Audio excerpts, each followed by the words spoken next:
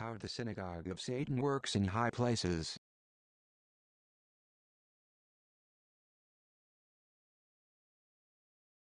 The idea of a one world government can be presented in a manner which makes it sound reasonable, practical, and even desirable. Clever agents of the Illuminati, belonging to clubs and societies, serve the purpose of the Synagogue of Satan by presenting what appear to be sound arguments in favor of a one-world government to those they can persuade to listen.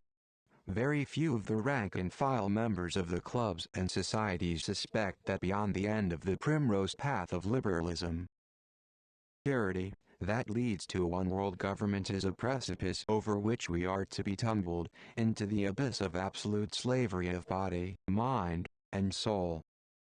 I am frank to admit that as late as 1945 I was convinced that a one-world government was the only solution to the world's many problems, particularly political, economic, social, and religious.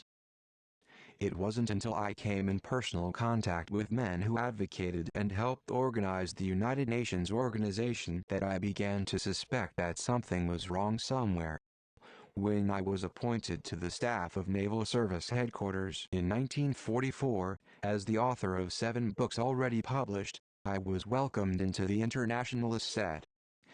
I came in personal contact with men in the top level of government in Canada who were proud, combining acute accent G, combining acute accent S of William Lyon Mackenzie King, then Prime Minister. His house was real close to the Soviet embassy. His henchmen, hatchet man would be a better word, were ruthless and unscrupulous. Mackenzie King himself was as inscrutable as the proverbial Sphinx. The Prime Minister was an extraordinary man. He was indefatigable. He required unlimited obedience and service from those he selected for his cabinet. He was a good deal colder than nice as far as his personality was concerned. If he had any human emotions, he kept them in sub-zero storage. He rarely smiled. He had a typical poker face. His eyes were deep and penetrating, but if the eyes are the windows of the soul, then Mackenzie King had lost his soul long before he ever became prime. In the course of his public duties, he had to meet people and shake hands. Those who did shake Prime Minister say the experience reminded them of picking up a dead fish. It was said on Parliament Hill that he didn't have a close friend in all the world.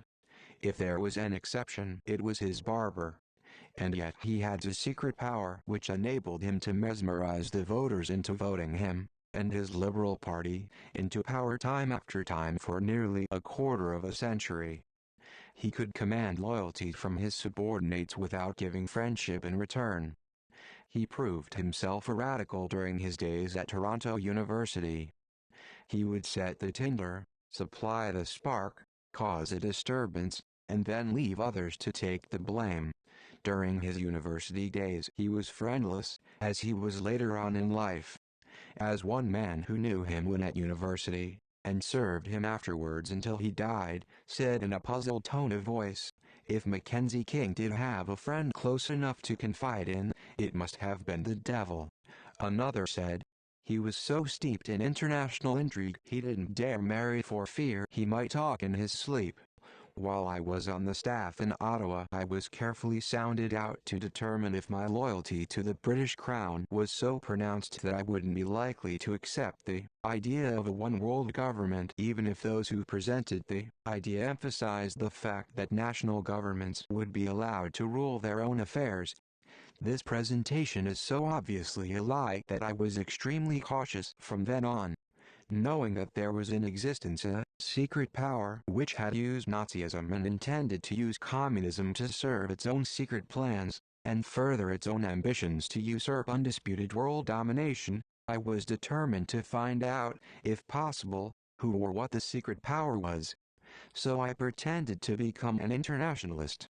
I was then brought in personal contact with men at the minister level of government, and also with some of the specialists, experts, and advisors who serve the government behind the scenes. Then I began to suspect the truth. Generally speaking, The majority of these one-worlders were Satanists. They ducked attending church services. They ridiculed religion. They accepted the Freudian code of morals, which means they didn't care what they did, or with whom they did it, provided they satisfied their own carnal pleasures and desires. If they used the name of God, they always took his name in vain. If they used the words, Jesus Christ, it was an injection in ordinary conversations or coupled with dirty four-letter words. Without openly professing the fact, they were obviously adepts of Pike's Palladian Rite or Grand Orient Masonry. Close observation while they were drinking in the officers' messes, and elsewhere, showed they used signs that Masons and Knights of Columbus didn't understand. I may be wrong, but observation of men who had obviously defected from God and become Satanists convinced me they could recognize and identify each other by the fold of their handkerchief which they wore in top pockets of their coats. They obviously accepted Pike's dogma as far as women were concerned. Pike required that the members of all councils of his new and reformed Palladian Rite organize selected females into councils of adoption.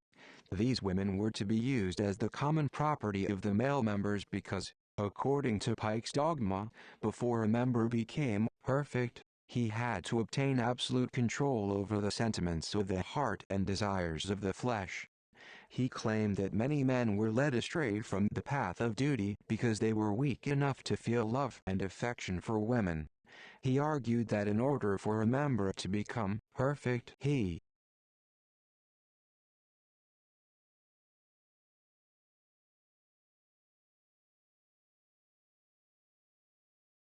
must obtain absolute control over his senses and sentiments, and suggested that the best way to obtain control over the sexual urges is to use women, often and without passion, and thus enchain women to their will. I found that some of the top-level internationalists swapped wives during parties. Professor Raymond Boyer, top-level scientist, and Canadian millionaire, and E.V. Field, American millionaire, locked together an international intrigue and subversion as proved by both Canadian and American government investigating committees, carried this practice to the extent that they swapped each other's wives for good, and made the exchange legal in the eyes of civil lay by going through a ceremony the new papers called marriage. What does God think of such practices? These people were all far too intelligent to be atheists. They know there is the supernatural as well as the natural, therefore, if they defect from God they automatically become Satanists as far as this world is concerned, and Luciferian as far as the next world is concerned. For further details see pages 212 and 213 Red Fog over America. If these top-level intellectuals who advocate the establishment of a one-world government intended to put God's plan for the rule of the whole of the universe into effect upon this earth, it hardly seems likely that they would pack the civil services of all remaining governments with homosexuals. Any person who has had to live in London, Ottawa or Washington knows that as far as homosexualism is concerned, all three are modern cities like Sodom and Gomorrah. Burgess and McLean case is typical of what I mean. Professor Pitram Sorkin of Harvard University published an exposure of this angle of entitled The American Sex Revolution. The author states that perverted sexual behavior plays a major part in modern U.S. political life and that sex bribery and blackmail are now as prevalent as monetary corruption. He states, sexually infamous persons, their PROT6G6, are being appointed to ambassadorships and other high offices.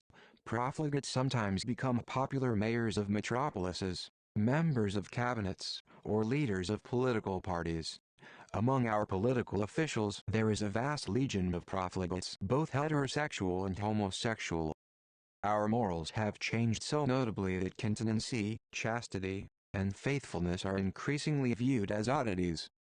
Professor Sorkin's book didn't get the same kind, or volume, of publicity as did Dr. Kinsey's books dealing with the alleged moral practices of males and females.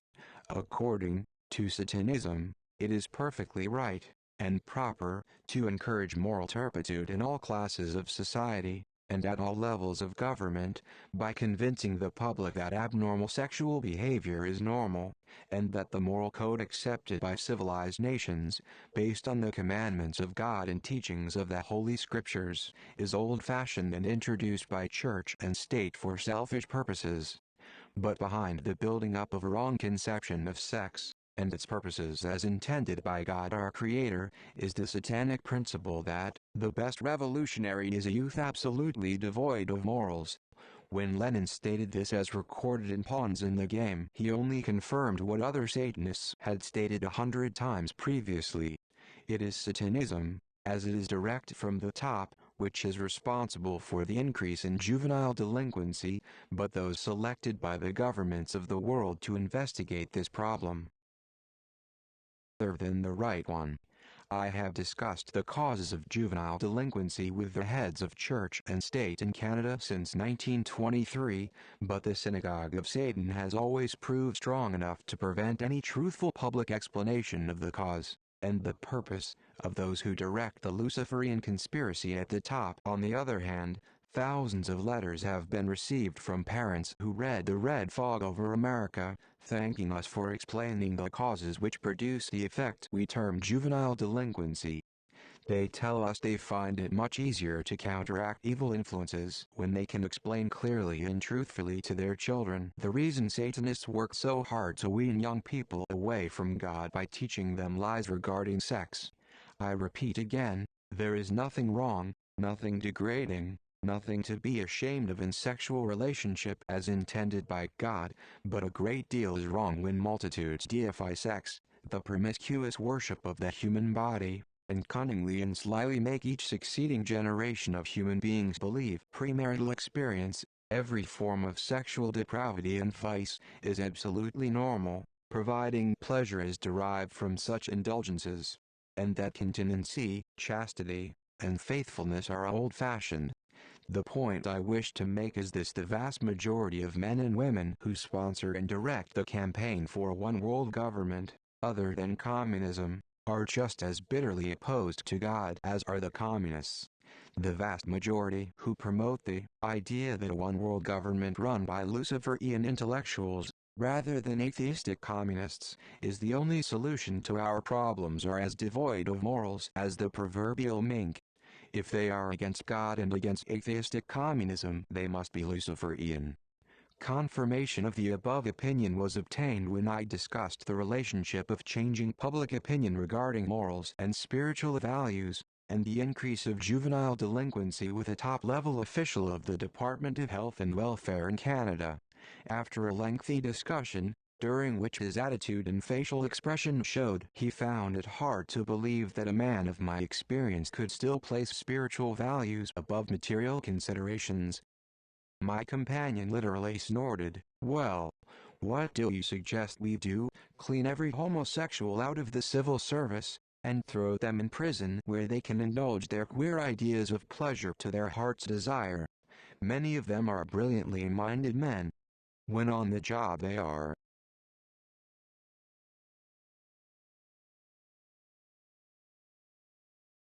efficient and work long hours. You seem to forget Oscar Wilde was a homosexual. Stop trying to save the human race. The vast majority aren't worth the time or the trouble. Most of them will be better off if they are forced to live under a totalitarian dictatorship. They will then get what the government decides is good for them.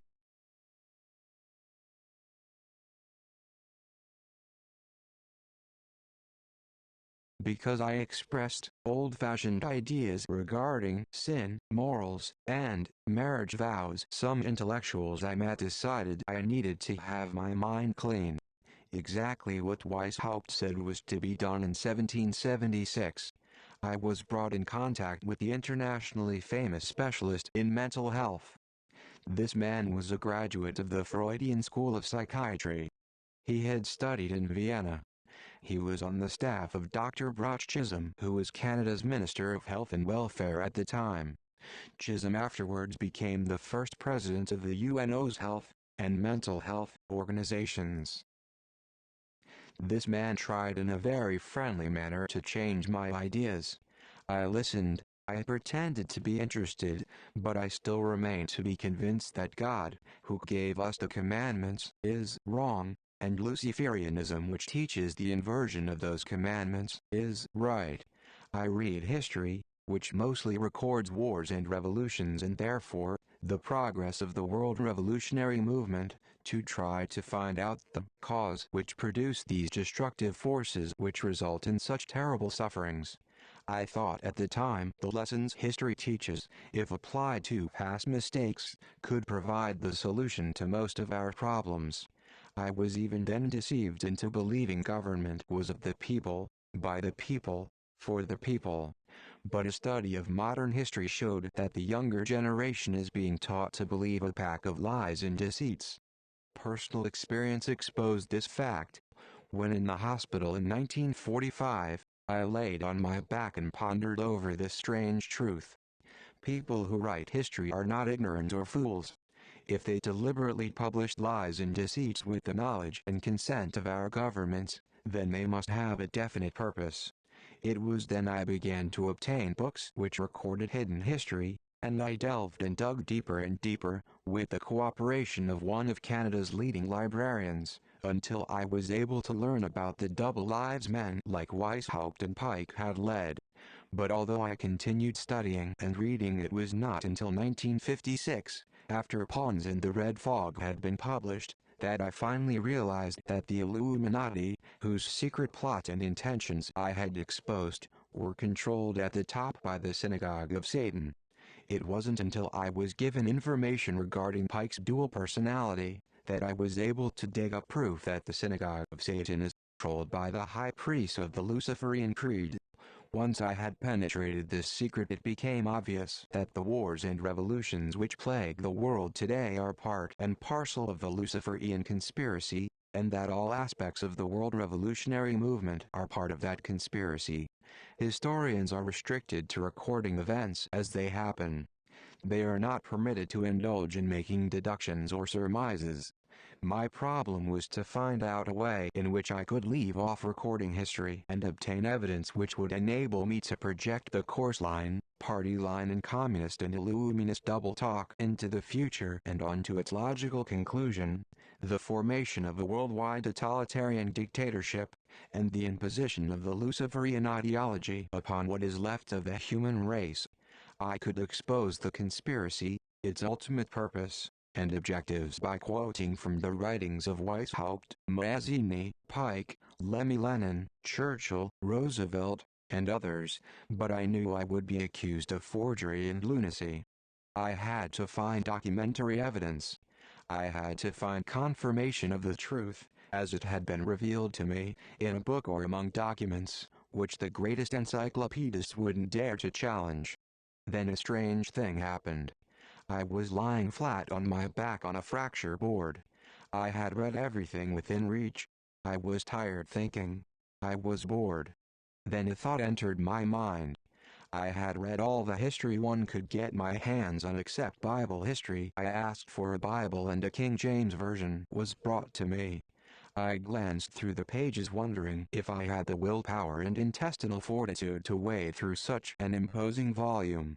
Then, after I had read a verse which threw light on present-day conditions, another thought entered my mind. Why don't you use the Bible yardstick to measure the correctness of the truth or error in the evidence you have gathered, and particularly as regards the projections you are going to make, and the conclusions you are going to draw? That seemed a really good idea. It would save me the time it would have required to read both the Old and the New Testaments. From then on I used the Bible, the inspired Word of God, to help me separate the wheat from the chaff as I browsed through the evidence which filled several trunks and filing cabinets.